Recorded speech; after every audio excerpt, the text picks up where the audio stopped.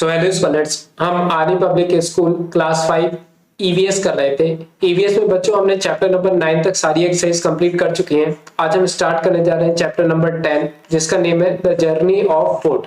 Okay, the journey of food को जब आप रीड करेंगे चैप्टर्स को तो कुछ एक कंसेप्ट है जो आप सीखोगे इस चैप्टर से।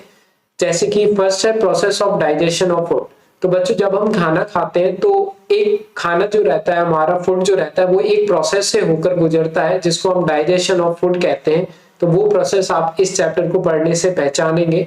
टिप्स फॉर गुड डाइजेशन, हमें क्या क्या करना चाहिए या फिर कौन कौन सी प्रोसेस फॉलो करनी चाहिए जिससे हमारा डाइजेशन अच्छे तरह से हो, तो वो टिप्स हमें देखने को मिलेंगे इसमें। और डिफिशियंसी डिसीजेस, कुछ एक ऐसी बीमारी होती है जैसे कि हमारे शरीर को न्यूट्रिएंट्स की जरूरत होती है इसलिए हम खाना खाते हैं। तो अगर कुछ न्यूट्रिएंट्स की कमी हो जाती है हमारे शरीर में तो हमें क्या हो जाती है, डिसीजेज हो जाती है, बीमारियां हो जाती हैं। तो इसके बारे में भी हमें इस चैप्टर से जानने को मिलेगा। तो बच्चों सबसे पहले ये है डिस्क्रिप्शन हमारे चैप्टर का, जो कि मैं अभी नहीं करवा रहा हूँ। अगर आपको चाहिए तो मुझे कमेंट सेक्शन में बताना, तो मैं इसका पूरा एक डिटेल वीडियो बना दूंगा। सबसे पहले हम बच्चों कर रहे हैं इसका एक्सरसाइज में हम सबसे पहले करेंगे फर्स्ट वाला पार्ट जो कि tick the correct option. Clear?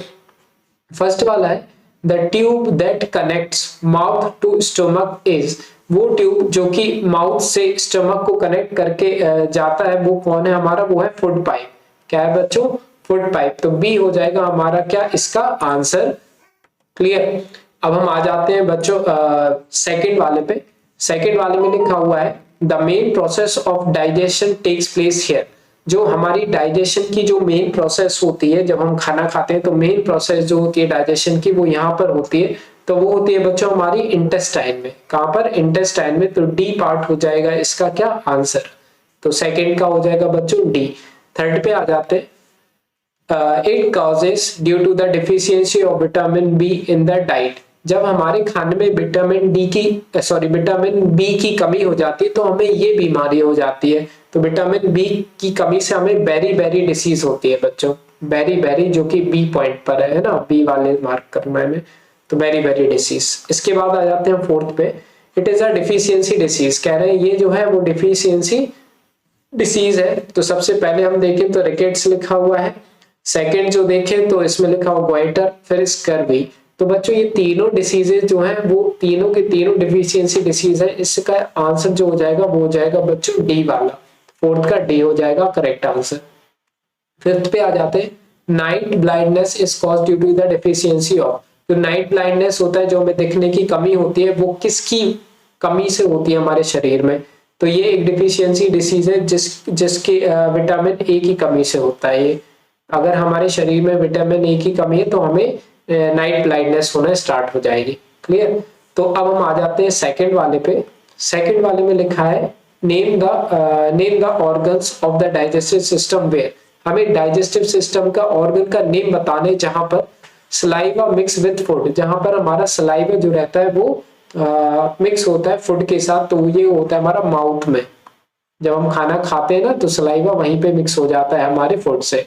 Second देखते हैं। सेकंड में लिखा है food is churned with the digestive juice. जो फूड जो है वो हमारा डाइजेस्टिव जूस के साथ क्या हो जाता है, मिक्स हो जाता है। तो है स्टमक, STOMACH।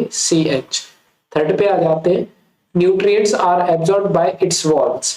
तो जो हमारा जो खाने का जो पूरा आउटकम होता है वो उससे हमें न्यूट्रिएंट्स मिलते हैं। और न्यूट्रिएंट्स हमारे किस डाइजेस्टिव ऑर्गन के वॉल से एब्जॉर्ब होते हैं, तो वो होते हैं बच्चों small intestine. Small intestine, INTESTINE। Clear? आते हैं फोर्थ पे, water is absorb from the undigested food. तो किस ऑर्गन के डाइजेस्टिव सिस्टम में वाटर एब्जॉर्ब करता है, वो अनडाइजेस्टेड फूड का। जो भी हमारा बचा हुआ खाना रहता है जब हम खाते हैं तो अनडाइजेस्टेड फूड कहलाता है वो। और उसमें से पानी जो रहता है, उसका जो पानी रहता है वो अलग कर लेता है वो। तो ये कौन सा ऑर्गन है? ये है लार्ज इंटेस्टाइन,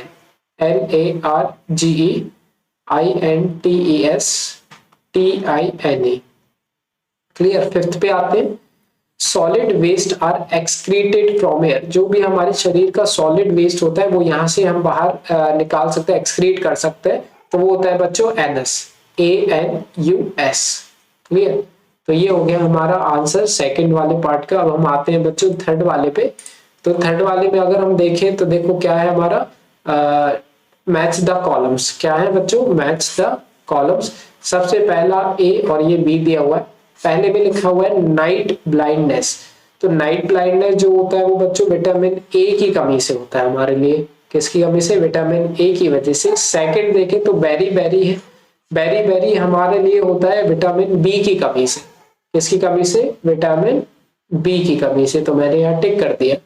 इसके बाद देखें तो स्कर्वी है, स्कर्वी होता है हमारा विटामिन सी की कमी से। किसकी कमी से होता है बच्चों, विटामिन सी की। सो मैं टिक करता हूँ, तो मैं आपके सामने कर देता हूँ, ये लिया मैंने और विटामिन सी तक लेकर गया। ठीक है, तो कंफ्यूज नहीं होना इससे। आगे आते हैं बच्चों, फोर्थ में लिखा है ग्वाइटर। ठीक है, तो ग्वाइटर जो होता है वो आयोडीन की कमी से होता है बच्चों। तो मैं यहाँ पे ग्वाइटर को आयोडीन से कनेक्ट करता हूँ, जो कि है ए में। तो मैं ये ले जा रहा हूँ और ए से मैंने ये कनेक्ट कर दिया। आगे आ जाते हैं, मैरास्मस जो रहता है बच्चों वो होता है हमारा प्रोटीन की कमी से। तो मैरास्मस जो हम यहाँ पे टिक कर देते हैं प्रोटीन से। तो यहाँ पे अगर हम देखें तो ये मैं ले जा रहा हूँ और ये मैंने प्रोटीन से टिक कर दिया। क्लियर। आगे जो हमारा बचा है रिकेट्स। रिकेट्स जो रहता है वो हमारा विटामिन डी की कमी से होता है। तो मैं यहाँ पे कर देता हूँ इसको। तो ये मैं ले गया और ये मैंने डी से कनेक्ट कर दिया। तो मैंने अलग अलग कलर के पेन यूज किए हुए हैं ताकि आपको कंफ्यूजन ना हो। तो ये हुआ हमारा थर्ड पार्ट। अब आ जाते हैं हम फोर्थ वाले पार्ट पे। तो फोर्थ पार्ट में लिखा है rewrite the following sentence after correcting the mistake. कह रहे हैं कि ये जो सेंटेंस लिखे हुए हैं ये गलत लिखे हुए हैं, इसको वापस से लिखो, इसको करेक्ट करके। क्लियर। तो ये गलत स्टेटमेंट्स लिखे हुए हैं, इनको हमें करेक्ट करके क्या करना है, फिर से लिखना है। तो इसको मैंने नीचे लिखा हुआ है। सबसे पहले अगर हम देखें, देखो ऊपर फर्स्ट वाला पढ़ते हैं। तो इसमें लिखा हुआ है roughage is not important in the process of digestion. कह रहे हैं रफेज जो रहता है वो हमारे डाइजेशन की प्रोसेस में इंपॉर्टेंट रोल प्ले नहीं करते। तो ये गलत कह रहे हैं। तो इसका सही आंसर हो जाएगा roughage is important in process of digestion. तो हमें बस यहाँ पे क्या हटा देना है, नॉट यहाँ से हटा देना है ना। ये हम नॉट हटा देंगे तो roughage is important in the process of digestion, ये हमारा सही हो जाएगा। और वही चीज मैंने यहाँ पे लिखी हुई है। तो बस आप समझ रहे होंगे ना कि हमें बस यहाँ पे नॉट हटा के पूरा का पूरा सेंटेंस लिख देना एज इट इज। क्लियर। अब आते हैं हम सेकंड वाले पे। सेकंड वाले में देखो यहाँ पे क्या लिखा हुआ है, the walls of the stomach absorb nutrients from the food. कह रहे हैं कि जो स्टोमक की वॉल्स होती हैं, ठीक है, वॉल्स मींस स्टोमक की जो दीवार वगैरह रहती है, इस तरह वॉल्स रहती है, वो क्या करती है, न्यूट्रिएंट्स को एब्जॉर्ब करती हैं। तो ये हमने पढ़ा है कि स्टोमक की वॉल एब्जॉर्ब नहीं करती है, स्मॉल इंटेस्टाइन की वॉल क्या करती है, एब्जॉर्ब करती है न्यूट्रिएंट्स को। तो बस हमें करना कुछ नहीं है बच्चों, यहाँ पे हमें क्या करना है, स्टोमक हटा करके ये स्टोमक हमें हटा देना है यहाँ से, और यहाँ पे क्या लिख देना है, स्मॉल इंटेस्टाइन, स्मॉल इंटेस्टाइन। ठीक है, तो अगर हम ये लिखेंगे तो ये बन जाएगा the wall of the small intestine absorb nutrients from the food. तो यही मैंने नीचे लिखा हुआ है सही answer, the wall of the small intestine absorb nutrients from the food. तो ये हो गया हमारा सेकंड का आंसर। थर्ड पे आ जाते हैं बच्चों। थर्ड में लिखा हुआ है rickets is caused due to the deficiency of vitamin A. कह रहे विटामिन ए की कमी से रिकेट्स होता है। तो विटामिन ए की वजह से नहीं, अभी अभी हमने मैच द कॉलम में देखा है। तो विटामिन ए की जगह हमें यहाँ पे क्या लिख देना है, विटामिन ए की जगह हमें लिख देना है विटामिन डी। ए हटा करके बस डी लिख देना है यहाँ पे, तो हमारा सही आंसर हो जाएगा। ठीक है, तो ये मैंने आंसर यहाँ लिख के भी रखा है, rickets is caused due to the deficiency of vitamin D, vitamin D. तो ये सही आंसर हो जाएगा। तो थर्ड का ही हो गया। फोर्थ में आ जाते हैं। फोर्थ में लिखा है eating a lot of white bread is good for health. कह रहे हैं बहुत सारी व्हाइट ब्रेड खाने से हमारी हेल्थ अच्छी रहेगी। तो ये गुड नहीं है, ये बैड हो जाएगा हमारे लिए। बस गुड की जगह हमें क्या कर देना है यहाँ पे, चेंज बैड। तो गुड मैं यहाँ से हटाऊंगा और यहाँ पे मैं क्या लिख दूंगा, बैड। क्लियर। तो वही मैंने लिखा है, देखेंगे अगर आप तो इसमें देखो eating a white bread is bad for our health. तो ये बैड लिख दिया बस मैंने, और बाकी का वही सेंटेंस है। तो ये हो जाएगा बच्चों हमारा क्या आंसर। क्लियर, फोर्थ का। अब आ जाते हैं हम फिफ्थ वाले पे। तो फिफ्थ वाले को पहले हम रीड करते हैं। इसमें लिखा है क्वाशियोर इज अ कम्युनिकेबल डिसीज। ये एक डिसीज का नाम है जो कि ये कम्युनिकेबल डिसीजेज है है ना। कम्युनिकेबल डिसीजेज वो डिसीजेज होती है बच्चों जो एक इंसान से दूसरे इंसान तक ट्रेवल कर जाती है, जैसे कि कोरोना वायरस था, वो एक पर्सन से दूसरे तक ट्रेवल कर रहा था, ये कम्युनिकेबल डिसीजेज होती है। इसी तरीके से एक डिसीज का नाम है ये, तो ये कह रहे हैं कि ये कम्युनिकेबल डिसीज है, तो ये कम्युनिकेबल नहीं, ये नॉन कम्युनिकेबल डिसीज है। नॉन कम्युनिकेबल डिसीज वो डिसीज होती है जो एक पर्सन से दूसरे पर्सन तक ट्रेवल नहीं करती या फिर पास आउट नहीं होती है वो। तो यहाँ पे बस हमें कम्युनिकेबल के आगे नॉन लगा देना है, NON, सॉरी, क्लियर। तो यही चीज मैंने यहाँ पे लिखी हुई है, अगर आप ध्यान से देख रहे हो तो kwashiorkor is a non communicable disease, मैंने बस नॉन लगा दिया है यहाँ पे, ठीक है। तो फिफ्थ का ये आंसर हो गया। तो इस तरीके से बच्चों हमारा ये देखें तो फोर्थ पार्ट क्या हो चुका है, कंप्लीट हो चुका है। अब हमें आ जाना है फिफ्थ वाले पार्ट पे। तो फिफ्थ वाले पार्ट को देखें तो इसमें क्या दिया हुआ है हमारा, देखो, answer the following question. Fifth part में हमें आंसर देने हैं इन क्वेश्चन आंसर्स के, ठीक है। तो सबसे पहला जो क्वेश्चन है इसमें लिखा हुआ है, why is digestion important for our body, हमारी बॉडी के लिए डाइजेशन जरूरी क्यों है, क्लियर। तो इसका आंसर मैंने यहाँ पे लिख के रखा है। तो देखो ये पूरा फिफ्थ पार्ट अलग से और इसका आंसर यहाँ पे। सो इसमें क्वेश्चन हमारा क्या था, why digestion important for our body. तो इसमें लिखा है, छोटे छोटे आंसर देने की मैंने कोशिश की है ताकि आपको याद करने में इजी रहे। तो डाइजेशन इज इम्पोर्टेंट बिकॉज, देखो इतना तो आप लिख सकते हो ना क्वेश्चन से, डाइजेशन इज इम्पोर्टेंट, ठीक है। तो digestion is important because your body need nutrients from the food we eat in order to stay healthy. Digestion हमारी बॉडी के लिए इसलिए जरूरी है क्योंकि हमारी बॉडी के लिए न्यूट्रिएंट्स चाहिए होते हैं, जिसकी वजह से हमारी बॉडी हेल्दी रहे और हम फंक्शन करते रहे, वर्क करते रहे, क्लियर। तो जो भी हम खाना खाते हैं उससे हमें न्यूट्रिएंट्स मिलते हैं, उसी की वजह से हम हेल्दी रहते हैं। तो इसलिए, और न्यूट्रिएंट्स मिलेंगे कैसे, जो हम खाना खाएंगे पहले वो डाइजेस्ट होगा, उससे हमें न्यूट्रिएंट्स मिलेंगे, क्लियर। तो पहले हमने खाना खाया, खाना हमारा डाइजेस्ट हुआ, डाइजेस्ट होने की वजह से हमें न्यूट्रिएंट्स मिले, न्यूट्रिएंट्स मिलने की वजह से हमारी बॉडी फंक्शन करती है, हमारी एनर्जी मिलती है हमारे लिए, क्लियर। और बस इस वजह से हमारी डाइजेशन जरूरी होता है बॉडी के लिए। इसके बाद आ जाते हैं बच्चों हम सेकंड वाले पे। तो सेकंड वाले में अगर हम देखें क्वेश्चन में, तो देखो क्या लिखा हुआ है, right the main function of mouth, stomach, small intestine and large intestine. कह रहे हैं कि इन सारे का फंक्शन लिख के बताओ। सबसे पहले तो अगर हम देखें, देखो वही सेम क्वेश्चन मैंने यहाँ पे लिख के रखा हुआ है। तो इसमें लिखा है माउथ का फंक्शन बताओ सबसे पहले। तो mouth help us to chew food, तो माउथ की वजह से हम क्या कर पाते हैं, खाना को च्यू कर पाते हैं, टुकड़ों में तोड़ पाते हैं खाने को, और सलाइवा भी मिक्स हो जाता है हमारे माउथ में, माउथ की वजह से, क्लियर। तो stomach second, the wall of the stomach secrete digestive juice to break down the food. तो हमारी जो स्टमक की वॉल्स होती हैं वो एक डाइजेस्टिव जूस प्रोड्यूस करती हैं, जिसकी वजह से खाना और ज्यादा छोटे छोटे टुकड़ों में टूट जाता है, क्लियर। तो ये स्टमक का काम होता है डाइजेशन में। Small intestine, in small intestine food is completely digested by the intestinal juices। तो जो स्मॉल इंटेस्टाइन होती है वो फूड जो होता है ना वो completely डाइजेस्ट हो जाता है किसके द्वारा, इंटेस्टिनल जूसेस के द्वारा।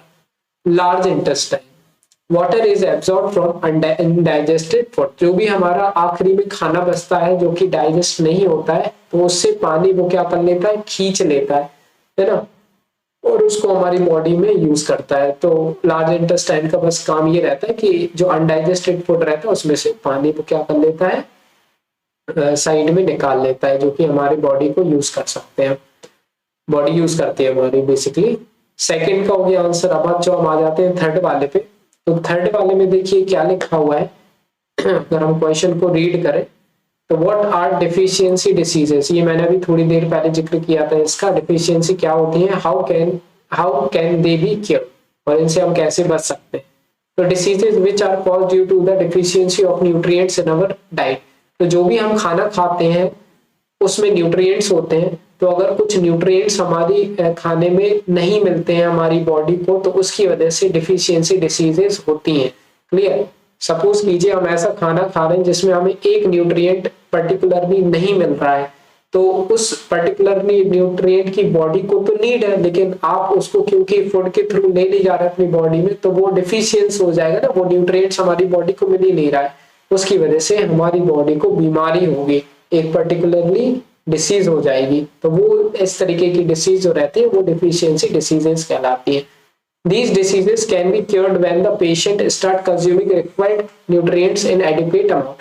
अब पर्सन बीमार हो गया तो वो ठीक कैसे होगा, जब वो पर्टिकुलर न्यूट्रिएंट्स उसकी बॉडी में जाएगा और एक जितना अमाउंट चाहिए बॉडी को उस न्यूट्रिएंट्स का उतना उसको मिल जाएगा। तो जैसे ही उसको उतना अमाउंट मिल जाएगा तो बस पेशेंट क्या हो जाएगा, वापस से हेल्दी हो जाएगा। क्लियर। तो थर्ड का ये आंसर हो गया बच्चों। अब हम आते हैं फोर्थ वाले पे। फोर्थ में लिखा है define a balance diet, name the various nutrients present in balance diet. कह रहे हैं बैलेंस डाइट बताओ और जो कि बैलेंस डाइट में जो भी मेजर न्यूट्रिएंट्स हमारी बॉडी को चाहिए रहते हैं वो सारे बताओ। तो सबसे पहले हम देखें the diet that contain all the nutrients in adequate amount along with water, along with sufficient amount of water and roughage is called balance diet. तो वो डाइट जिसमें हर न्यूट्रिएंट्स होते हैं, डाइट मतलब होता है हमारा खाना, तो उस तरीके का खाना जो हम खाते हैं जिसमें क्या रहे कि हर तरीके के न्यूट्रिएंट्स वगैरह रहे, उसमें क्या रहे, न्यूट्रिएंट्स रहे, हर न्यूट्रिएंट रहे उसमें, और साथ ही साथ पानी भी रहे और रफेज भी रहने चाहिए। क्लियर। तो इस तरीके की जो खाना हम खाते हैं उसको बैलेंस डाइट कहते हैं। अब बच्चों जो हमारे न्यूट्रिएंट्स रहते हैं वो 5 तरीके के रहते हैं टोटल। तो various nutrients present in balance diet are, सबसे पहला कार्बोहाइड्रेट, सेकंड है प्रोटीन, थर्ड है फैट, फोर्थ है विटामिन और फिफ्थ है मिनरल्स। तो ये सारे मेजर न्यूट्रिएंट्स होते हैं हमारी बॉडी को जो चाहिए रहते हैं। क्लियर। नहीं मिलते तो हमें डिफिशियंसी डिसीजेस हो जाएंगी। क्लियर। तो ये हो गया हमारा किसका आंसर, फोर्थ का। अब हम आ जाते हैं फिफ्थ वाले पे जो कि लास्ट है हमारा। फिफ्थ में list any 4 good digestion tips. कह रहे हैं कि 4 अच्छी डाइजेशन टिप्स बता दो। तो सबसे पहला ईट स्मॉल बाइट्स। तो हमें छोटे छोटे पीसेस खाने चाहिए खाने के लिए। ऐसा नहीं कि हमने एक रोटी ली और उसके 2 टुकड़े किए और खा लिए, तो इस तरीके से नहीं काम बनेगा, है ना, डाइजेशन अच्छे से नहीं हो पाएगा। च्यू योर फूड वेल, हमें अच्छे से उसको च्यू करना चाहिए, चबाना चाहिए अच्छे तरीके से। Take your meal at fix interval, तो एक पर्टिकुलर टाइम बांध लो जिसपे हमें क्या करना चाहिए, खाना खाना चाहिए फिक्स्ड इंटरवल पे, ऐसे नहीं कि हर 5 मिनट में खाना खा रहे हैं। अवॉइड जंक फूड, हमें जंक फूड को अवॉइड करना चाहिए, हेल्दी फूड खाने चाहिए। तो इस तरह से हमारे लिए डाइजेशन अच्छी होगी हमारी बॉडी की और हम हेल्दी रहेंगे। तो इस तरह से बच्चों ये हो गया हमारा फिफ्थ वाला भी कंप्लीट।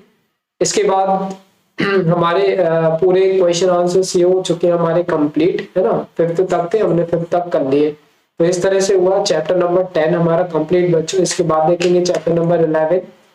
सारी वीडियोस की लिंक मिलेगी डिस्क्रिप्शन में, तो कोई भी डाउट रहे तो कमेंट सेक्शन में आप पूछ सकते हैं। बाकी पसंद है ये वीडियो, कुछ भी हेल्पफुल लगा हो तो प्लीज लाइक करना, सब्सक्राइब जरूर करना चैनल को। बाकी मिलते हैं नेक्स्ट वीडियो में।